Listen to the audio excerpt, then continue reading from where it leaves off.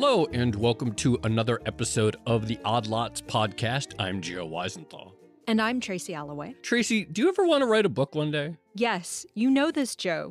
You know this because I try to make you write a book with me all the time. I don't want to write a book. It seems like a lot of work. No, it'd be fun. Well, first of all, it is a lot of work. I wrote 2 book proposals last year and it nearly killed me. That's a very long story for another time, but I think it would be fun. We should do it. Odd Lots the book. Come on. Maybe. I could see an Odd Lots book, but here's what would worry me about writing a book, which is we could have a book idea today in 2022. Maybe we get a deal sometime in 2023, and then they're like, it's going to come out in fall 2026. Congrats. Like that. It's like, I don't have time. It's just too long. And then here's the thing that I would worry about is that by the time like August 2026 comes out, it's like maybe no one at all cares about what we want to say in our book. All I'm going to say in response to that is how many GameStop books came out in 2021? Like, there were at least 3, and they all came out within a year of it actually happening. Yeah, and by then no one cared anymore. That's my point. Okay, I take the point that it's very difficult to write a well-researched book that says something new and interesting on a topic at exactly the right time, ahead of it kind of blowing up in the public consciousness. That is difficult. But our guest today has done that. We are going to be speaking to a guest who has a new book out, and I think the timing could not have been better. I don't even know how the timing was possible. Right. So this is actually a book on a topic that first of all, we should say that we have had this guest on before, talking about a topic that kind of became core Odd Lots content and also a core issue for the rest of the world. It truly exploded into the public's consciousness in a way that I don't think any of us were necessarily expecting when we first started talking about this. I think that was back in late 2019. And then COVID happened and everyone became focused on this particular issue or thing. And then fast forward a couple years, and it also became an issue of strategic and even military importance. That's right. So we've done semiconductor episodes in the past. We've done several of them, and we sort of tried to trace the semiconductor supply chain. And one of the companies at the end of, or somewhere in the semiconductor supply chain that's very important is the Dutch advanced lithography maker ASML, which supplies equipment. And so we're like, okay, who should we talk to about ASML? And everyone said, you got to talk to this guy, Chris Miller, who knows all about them. And at the time he was writing this book, and the book has just come out. It's out. And of course, the timing is perfect. So Chris Miller, he is the author of Chip War, The Fight for the World's Most Critical Technology. And of course, we just had the Biden administration announcing new restrictions on semiconductor technology export to China, which is something we briefly touched on in a recent episode with Dan Wong. But it is truly the perfect guest with the perfect timing. The perfect guest with the perfect timing. I'm thrilled that we have Chris back on the show to talk about this new action and how they fit in the broader context in his research. So, Chris Miller, thank you so much for coming back on the podcast. Thanks for having me back. And congratulations, just incredible timing because the book just came out, right? And then right then we have everybody talking about the chip war, basically because of these actions by the Biden administration. Well, that's right. The timing of the regulations that were released a couple of weeks ago were a bit of a surprise to me, but I think the trajectory was pretty clear from the last time we spoke about 2 years ago that we're going to see more tightening of controls and more bifurcation between the U.S. and China developing separate semiconductor ecosystems. Wait, was the trajectory clear? Because, my impression was there was a lot of noise during the Trump administration about technology security and these types of issues, but no one was necessarily expecting the Biden administration to take this up to the extent that it did. So the export controls that were announced recently, well, maybe you can tell us, how extreme are they in your view? But do you think it was expected? Were you expecting something along those lines? Well, I think so. I mean, if you look at the Trump administration's actions, I think you've got to differentiate a bit between sort of what the Twitter feed was showing any individual day and the direction of travel of the national security bureaucracy underneath it. And I think the bureaucracy was trending in the same direction actually from the late Obama administration in terms of greater skepticism of inbound investment into U.S. semiconductor firms from China, in terms of greater concern about the difficulty of preventing chips from reaching military end users in China, greater confidence that computing power and semiconductors would be critical to the future of military power, and thus concern that China's access to U.S. chip technologies would have a military benefit. All that has been developing for really about a decade in Washington, and is less driven by the question of who's president and more the collective assessment of the Pentagon and the Commerce Department and the National Security Councils involved. And that's been a pretty steady intensification, even though the politicians at the top have differed. Sorry, I'm just looking again at, your book was released October 4th, and the restrictions, I think, were announced October 7th or right around there. So basically the same day. But, before we get again to these specific restrictions, I think when we talked about ASML in our episode, even at that time, ASML, I believe, was restricted from exporting its most advanced technology to Chinese companies. And maybe they were still able to export some technologies, but not the most advanced lithography. You mentioned some of the factors driving concerns about constraining Chinese semiconductors, but where did this really start? The story of the U.S. deciding that, limits on technology transfer would be part of our foreign policy with China. Well, I would actually start the story before China was the focus, because there have been limitations on semiconductor technology transfer since the invention of the first chips. And if you think back to where chips came from, they emerged out of demands to miniaturize computing power to fit and guidance computers on missiles during the Cold War. And so there's been a deep interrelationship from the earliest days between defense technology and the chip industry. And so controls have been part of the US government strategy since that time. So during the Cold War with the Soviet Union, there were really extensive controls placed both on the transfer of chips to the Soviet Union and also the transfer of chip-making equipment. And so in some ways, what we're seeing today is just a continuation of that process of trying to control technology transfer that's militarily relevant. Now, it's different because the target is different. This time it's China. And it's different because, unlike in the earliest days of the chip industry in the late 1950s and 1960s, at that point, most chips were going towards some sort of military use, whereas today, 98% or so of chips are going towards civilian uses. So that's different. But the basic concept that you want to control the ability to produce advanced chips because they have military uses is basically something we've always had. Now, certainly there's been a shift in the policy towards China over the past couple of years, driven by a couple of factors. I think one most important is that the military balance in general between the US and China has shifted. Whereas a decade or two ago, it was clear the U.S. military was far stronger. Today, that's less clear, especially when you look at potential hotspots like the Taiwan Straits. And so it's easy to find analysts who say the U.S. would have a hard time defending Taiwan, which wouldn't have been the case a decade or two ago. So that's one, more concern about the Chinese military's capabilities. Two is that China plays a bigger role than ever before in the global electronics and computing supply chain. Still a circumscribed role, and we can talk about the specifics, but nevertheless, its relative weight is more important than certainly a decade or two ago. And then third, China's trying to catch up technologically in advanced semiconductors, and through a number of industrial policy programs, the most famous of one, which is probably Made in China 2025, it's specifically targeting its chip industry with really substantial subsidies. And so this has raised concern, not only in the US, but particularly in the US, that China might succeed in reaching the cutting edge in a number of key technologies, which would have both technological and economic, but also potentially military implications down the road. Right. So this is actually something we were speaking with Dan Wong about, the Gavical tech analyst, who also wrote a little blurb for your book. So it's nice to see multiple Odd Lots guests come together in that way. But can I ask, just a very general step back question? I think it's become really common nowadays to say that semiconductors are the new oil, in the sense that they're militarily and strategically significant.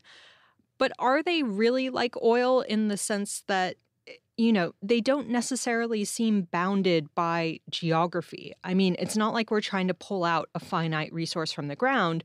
We're trying to build up expertise and technological capability to make additional chips available. And, there are some fabs in the U.S., not a lot, but the CHIPS Act is all about building more of these chips factories.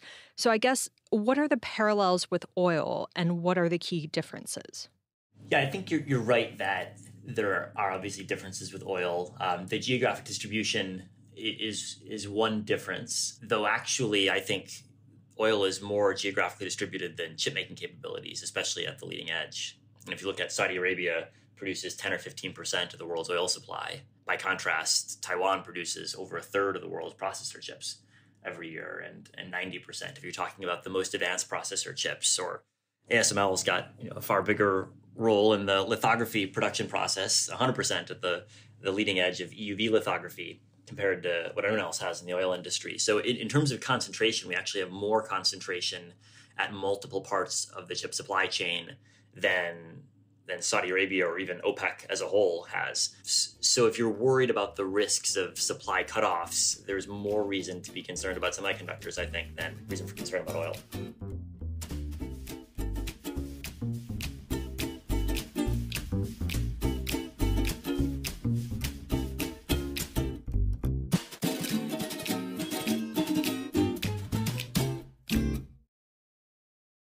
So this is something that you touch on in your book, but when COVID happened, there were plenty of businesses that were disrupted by the pandemic. And semiconductors became a big issue around that time. And we can argue about whether or not there were semiconductor shortages because of the chips makers themselves or because the companies putting in orders massively underestimated demand and things like that. But what role did the pandemic play in, I guess, highlighting these shortage issues that you just described? Or maybe shortage isn't the right word. It's uneven distribution, I guess. Yeah, no, I think that's the right way to describe it. And the shortage context has to be understood in that supply increased dramatically in terms of aggregate chips produced in 2020 and 2021. It's just that demand grew even faster. And that created this set of shortages in certain subsets. I think if you actually look at the track record in both of those pandemic years of the global chip industry and producing chips, you'd have to say it sailed through the crisis with comparatively few disruptions. The fact that supply increased dramatically across the board, the fact that we had major economies that played a big part in the chip supply chain being shut down for several months, if not longer, across COVID, and yet the number of disruptions were actually quite limited, suggests the extent that which the supply chain actually works pretty well in producing the chips that are needed.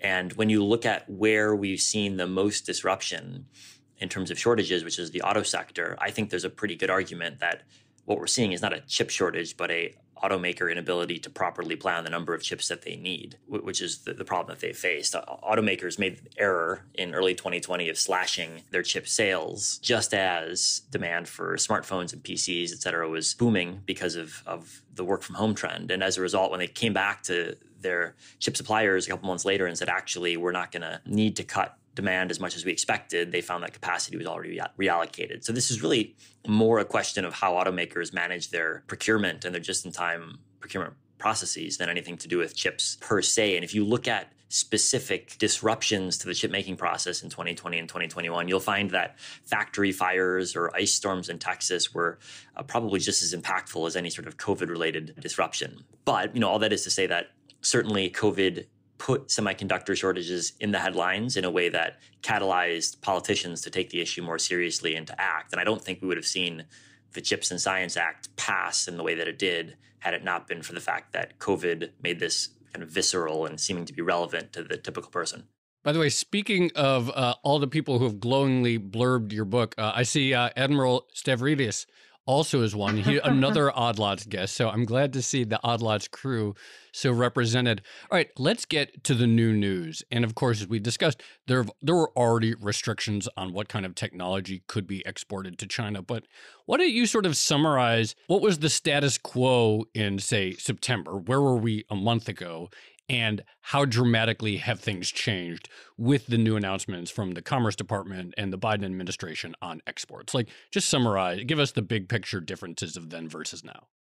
So 1 month ago, there were, I'd say, two main categories of restrictions that applied to China. First was for equipment at the most cutting edge. So EUV lithography machines being the best example of this that were impossible to transfer to China. And this really only referred to a small set of tools that only restricted China's ability to move to the most advanced process nodes in producing logic chips and certain types of memory chips as well. But it was the most cutting edge set of machinery. That was the first set of restrictions. And then second, there were restrictions on specific Chinese firms that were restricted either from accessing US technology or also, in some cases, accessing production capacity in Taiwan at TSMC that used US technology. And so Huawei is the best example of this, but there were also a bunch of Chinese firms that were assessed to have links to the Chinese military. And so these were the two sets of restrictions that were in place.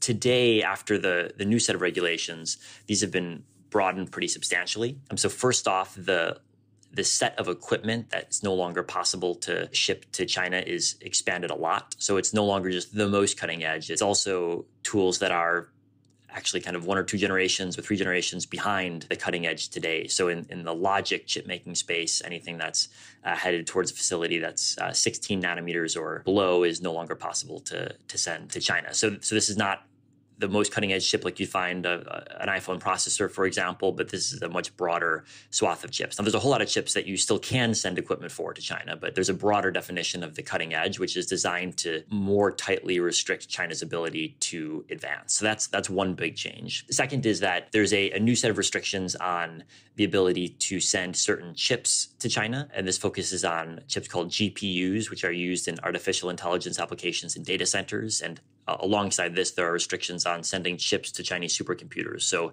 this set of the restrictions focuses on limiting China's ability to develop capabilities in artificial intelligence in advanced data centers. So this is a new focus area. And then 3, there's a set of restrictions on U.S. persons, so citizens, green card holders, and U.S. companies on interacting with a bunch of different firms in the Chinese chip industry. And this is new. Before, there weren't any restrictions on individuals in such a broad fashion working in the Chinese chip industry. And this is going to have major effects because there are actually a lot of dual citizens who are working in Chinese chip industry, including CEOs of some of the biggest firms in China. And so this is a new escalation of the controls designed, again, to take apart and decouple the U.S. and the Chinese chip industry at the cutting edge.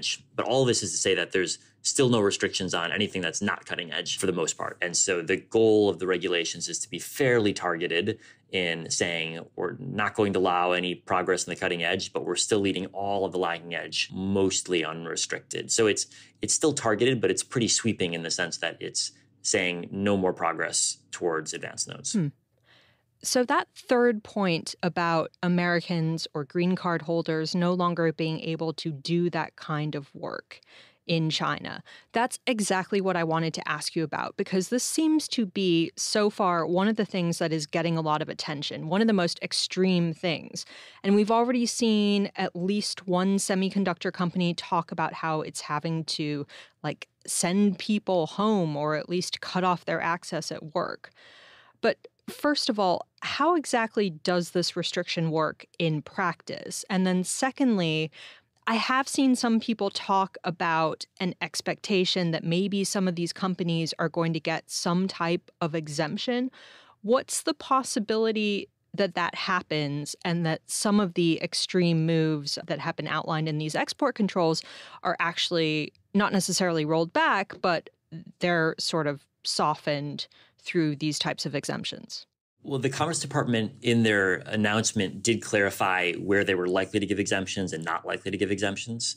And so they were pretty clear that for foreign chip firms operating in China, and again, it depends on the specifics, but there's scope for receiving exemptions. So companies like TSMC or some of the big South Korean chip makers have facilities in China. And the goal of these restrictions is not to impact their production. So there will be exemptions for their ability to acquire certain types of machinery, things like that. But across most of the other restrictions, the Commerce Department has what's called a presumption of denial, which means that you can apply for license, but the presumption is that it will be denied. And again, there's a lot of nuance in this, but I think broadly we should treat this as something that's not a bureaucratic hiccup, and that in fact, most of the places where the Commerce Department has said there will be a presumption of denial will be a place where there's lots of licenses that are denied, and probably people won't apply for licenses in the first place. I think we shouldn't assume that these are regulations that are accidentally overly broad. I think the Biden administration put 2 years of work into this, and I think they have a pretty clear sense of what they're trying to accomplish.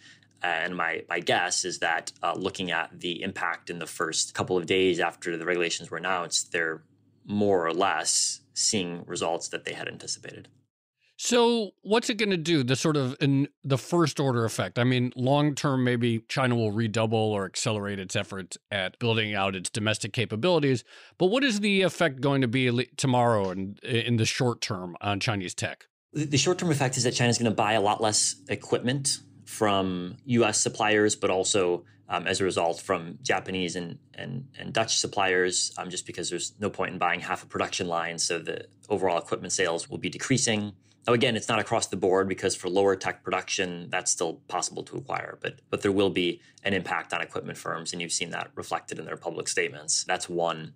Two, there are a number of Chinese firms that were close to the cutting edge that will be directly impacted by this. So one example is the Chinese NAND memory producer called YMTC, which was in the process of having its chips qualified for use in Apple's iPhones. And Apple was reportedly going to buy YMTC's chips for a large chunk of its iPhones going forward. And that firm was targeted by these regulations. And so now, according to media reports, Apple is no longer going to be buying YMTC's chips for its iPhones. And so for firms that are directly impacted like that, because they're right at the cusp of being at the cutting edge and therefore directly impacted by these regulations, we're going to see their ability to produce and their ability to expand directly impacted. And then third, we're going to see disruption of individuals' jobs and livelihoods because of this. Tracy mentioned the restrictions on individuals. That's going to have a pretty dramatic effect because there will be people in positions of having to choose between continuing their work or potentially renouncing citizenship or green cards, and that's a dramatic effect. Now, this isn't new because there's lots of companies around the world that Americans are barred from doing business with, but I don't think many people who are impacted by this were expecting this type of regulation, and this is probably the part of the rules that have most surprised people in the industry.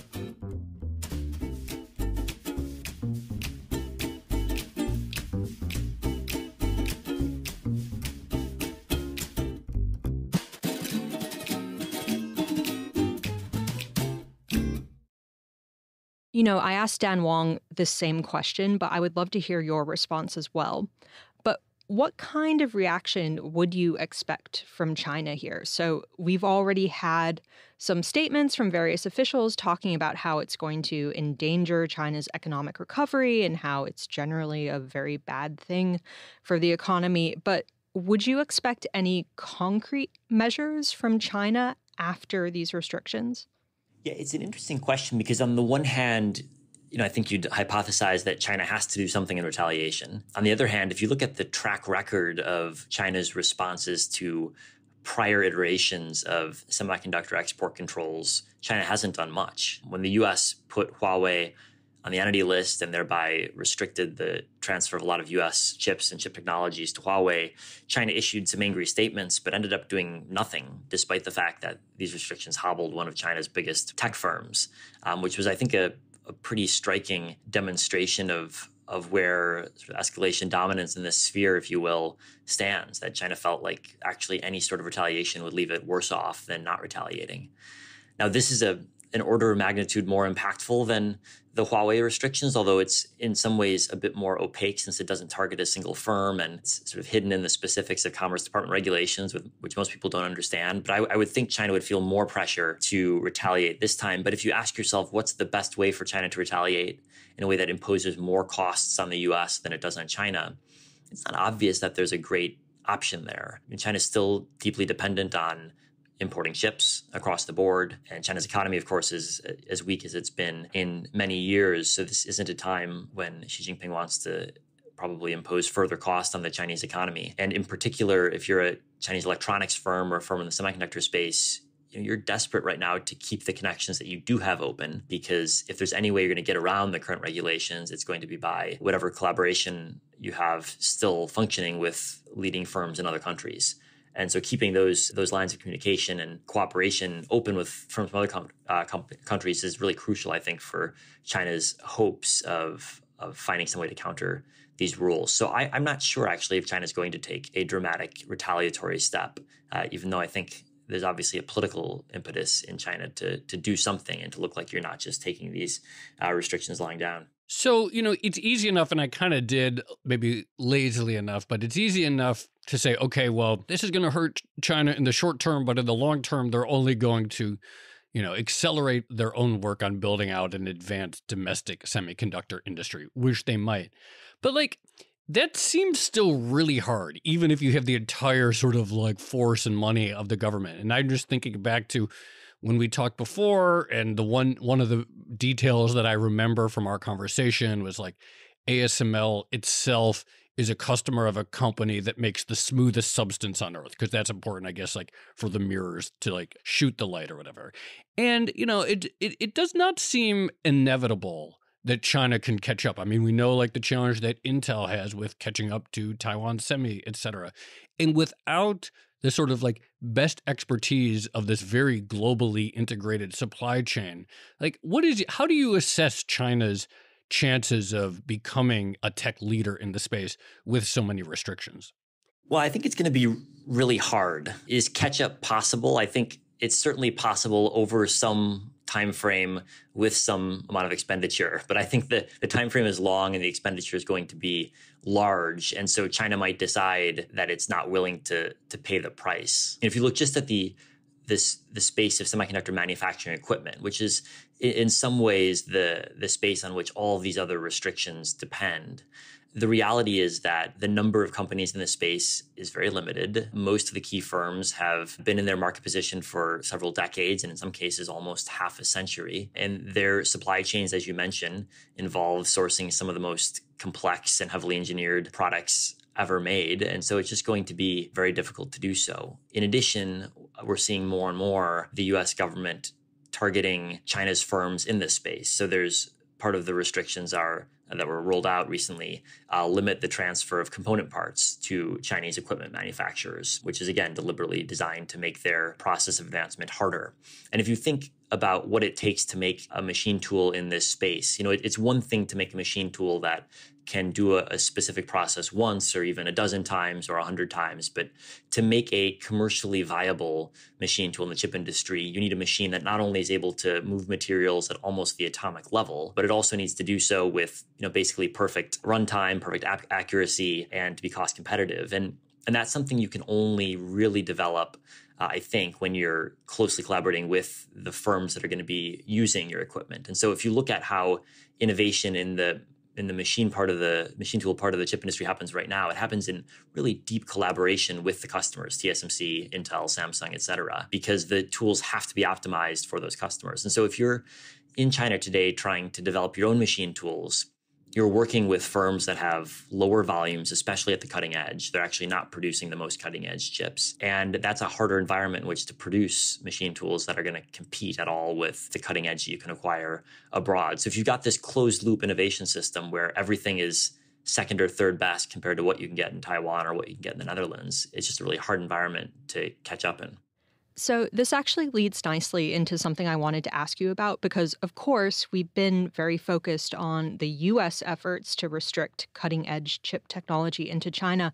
But the other plank of U.S. strategy is to build up its own self-sufficiency when it comes to semiconductors. And in the book, you mentioned that there's growing discussion among U.S. officials about potentially using export controls on chip design software and manufacturing equipment that comes from the U.S. So a lot of the chips, as we've discussed on this podcast numerous times, they're designed in the U.S., and then those designs are shipped out to Taiwan to be actually manufactured or whatever. And so if you were to impose export controls on the designs or the software, that could, in effect, I guess, pressure Taiwan to roll out more technology into the US and Europe, or allow the US and Europe to build up their own expertise. Do you think that's the next step in these export controls? Is that something that you see on the horizon?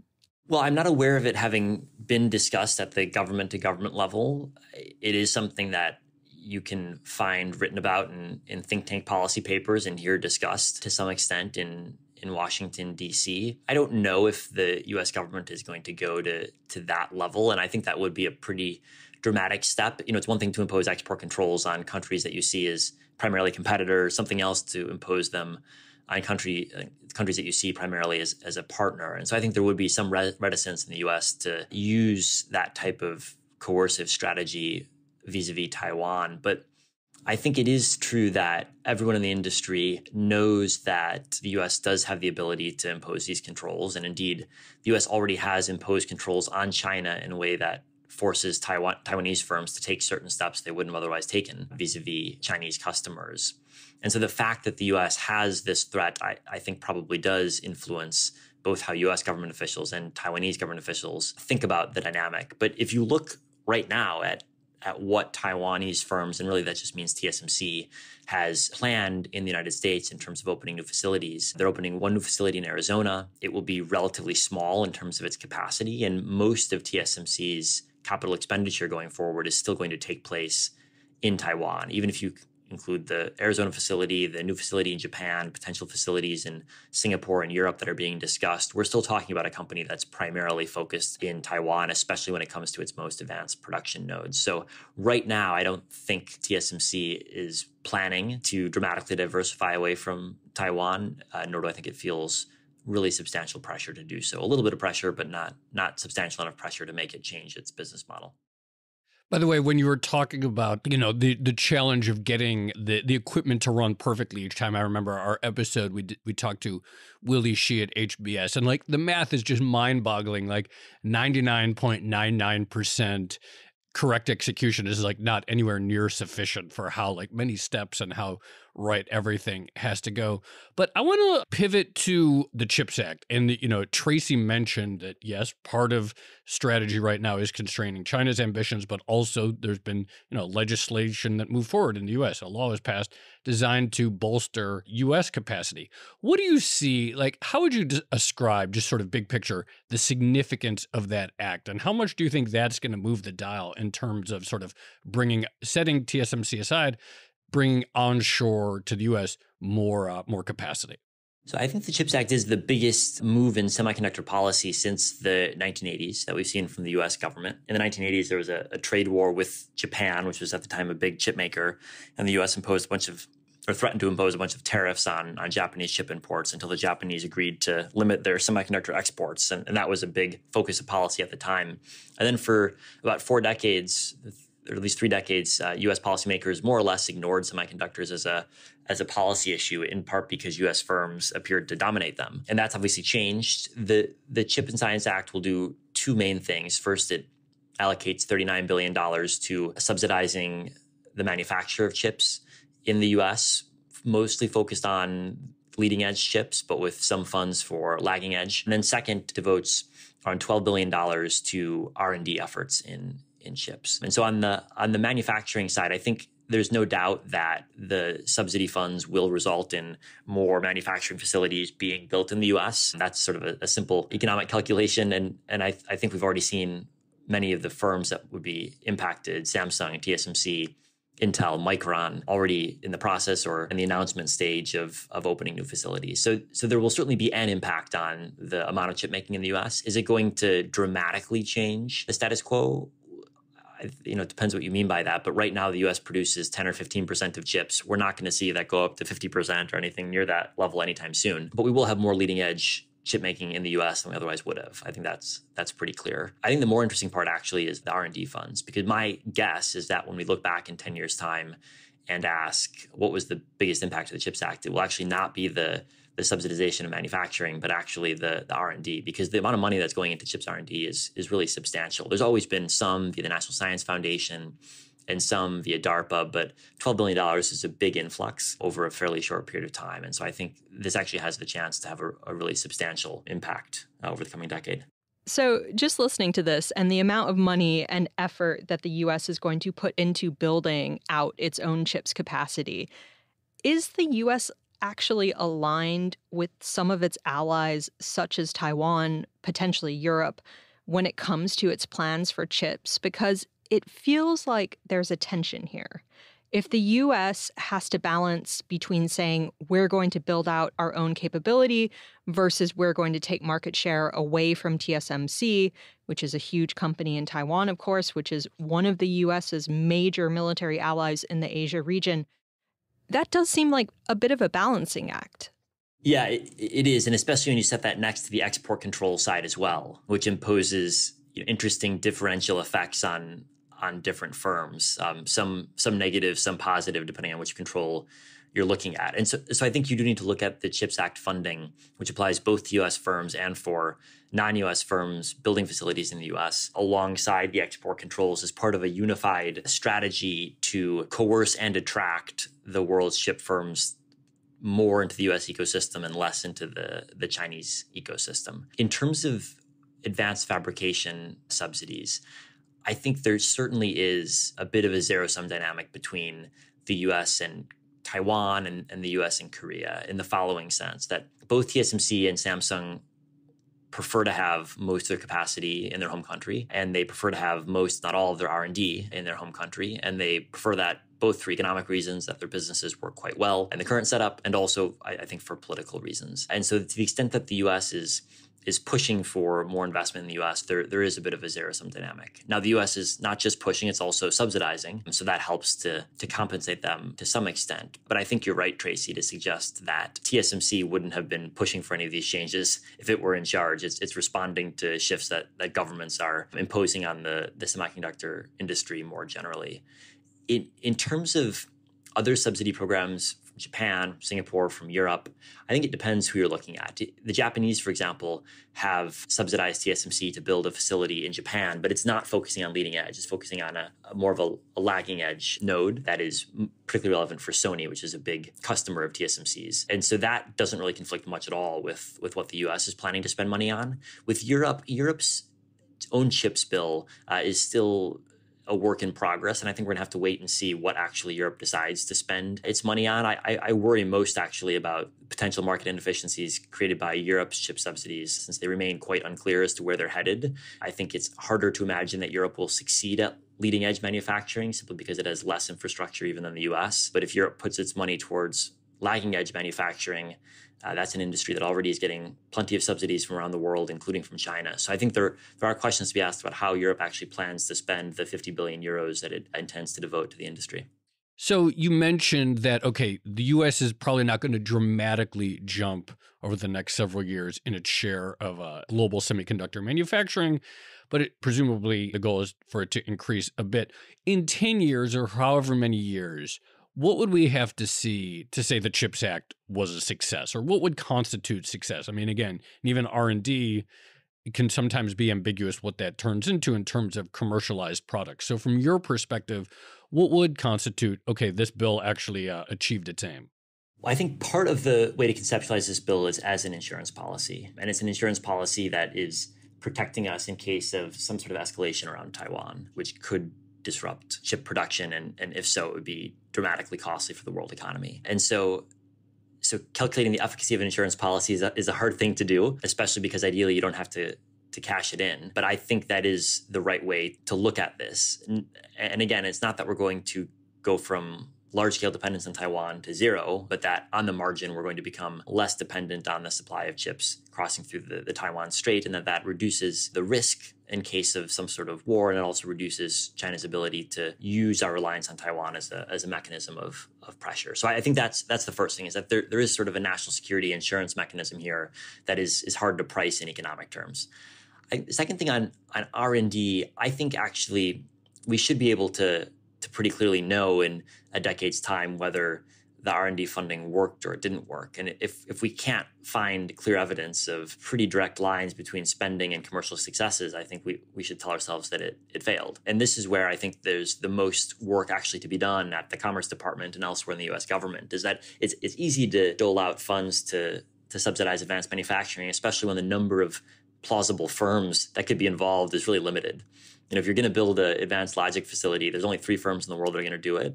And the U.S. government will probably give money to all 3 of them. So that job is relatively easy. The harder job is how do you set up and build out a R&D infrastructure that will fill some of the gaps that we currently have. And that's a much harder task, but I think in some ways an even more important one.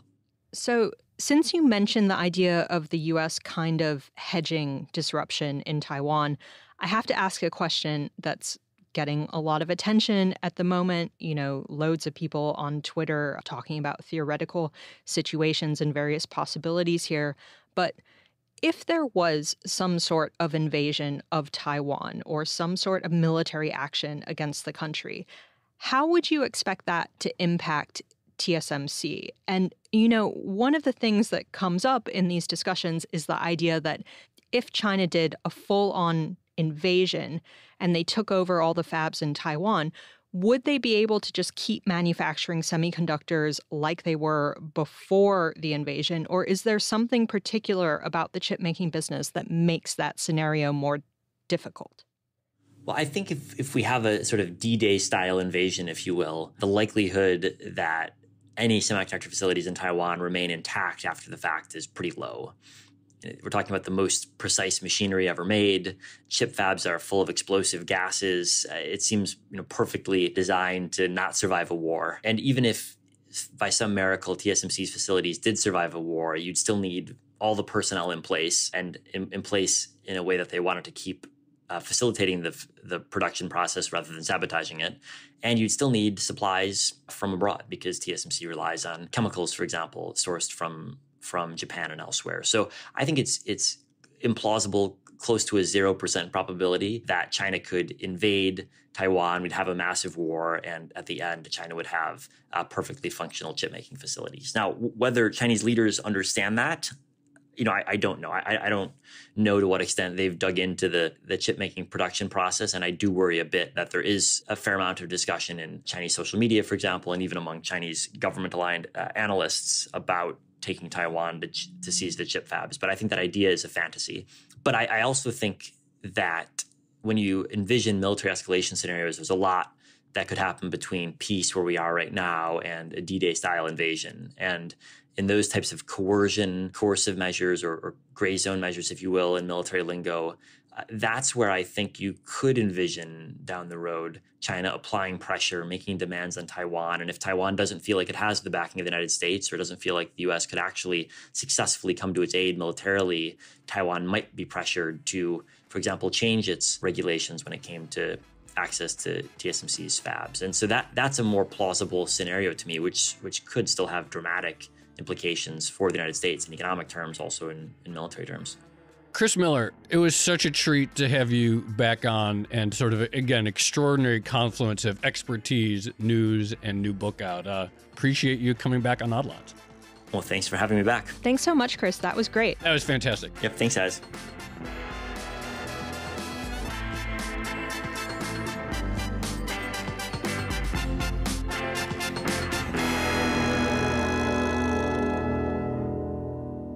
Tracy, that was great. I mean, Chris really was the perfect guest. But, just sort of like working backwards through some of the things that he discussed, the implausibility of Taiwan's semiconductor capacity, like holding up in like a sort of like true like hot war style invasion. I think like just right, that's an interesting point to start because again, chip manufacturing is so complex, relies on such a global network, relies on so much sort of embedded expertise of the people who work there. It really is sort of hard to imagine that you could have that and the chip fabs just keep running. Right. This was sort of why I asked that question about the oil analogy at the beginning, because I think lots of people look at it and they go, oh, it's a strategic resource. People use chips for military applications. There's actually some great anecdotes in Chris's book about how Russia's lack of chips is basically hindering its invasion of Ukraine right now. The temptation is to draw a direct parallel between oil and chips. But on the other hand, there is a key difference. You can build up your own semiconductor capacity. In many respects, it's far more difficult than, just installing an oil rig to pull crude oil out of the ground. It does seem to take years and vast amounts of money, but there is that possibility. It's not bounded by geography in the same way that oil is. Another thing that's really helpful talking to Chris is the sort of distinction, and both are important, but the distinction between leading edge and lagging tech, and both are pretty crucial. Yeah. I mean, we started talking about chips, one of the big themes is like, well, what's going on with the automakers? That's not advanced tech, right? A lot of that stuff was like the least advanced chips. Mm-hmm. It was, stuff to like that displayed an image on a dashboard or something like that, about as basic as it gets. But if you don't have that, then, it doesn't matter that it's leading edge or lagging edge or whatever. If you don't have it, you can't make the car. And so, thinking about the CHIPS Act and, as he put it, this sort of insurance against this disruption, like, okay, maybe the subsidies won't necessarily bring the leading edge manufacturing or expand that, but expanding access to the lagging edge is also pretty crucial. The ubiquity of chips in everything from cars to refrigerators and washing machines or whatever appliance, I do find that kind of concerning. The idea that you could use chips to hold the global economy hostage for a certain strategic or military goal in the same way that, to some extent, Russia has used oil and gas to do the same thing. That worries me. It does. The other thing about that, though, is like, again, because there's so much interconnection, and you brought up software, I'm glad you brought that up, because actually at some point we should do like a design software thing, like go back to the supply chain, but like everybody depends on everyone else, right? So in a way, it's like hard to imagine like this sort of like standoff with like without like really hurting yourself, because everyone, it's so cross-border. You mentioned like Japanese chemicals and software that might be designed in the United States, which I think the US is still really good at designing design software. And so that sort of makes the chips diplomacy tricky and unique in the sense that it seems really hard to like hurt your enemy or hurt another entity without harming yourself. Chips diplomacy is a good way of putting it. That should be the name of our book, Joe. The market for good semiconductor books, I think, has just been filled. Cheap knockoff version of Chip War. Tracy Alloway and Joe Weisenthal, Chip Diplomacy. All right. Shall we leave it there? Let's leave it there. Okay. This has been another episode of the Odd Lots podcast. I'm Tracy Alloway. You can follow me on Twitter at Tracy Alloway. And I'm Joe Weisenthal. You can follow me on Twitter at The Stalwart. Definitely follow our guest, Chris Miller. He's at CRMiller1. Follow our producer, Carmen Rodriguez, at Carmen Arman. And check out all of our podcasts at Bloomberg under the handle @podcasts. Thanks for listening.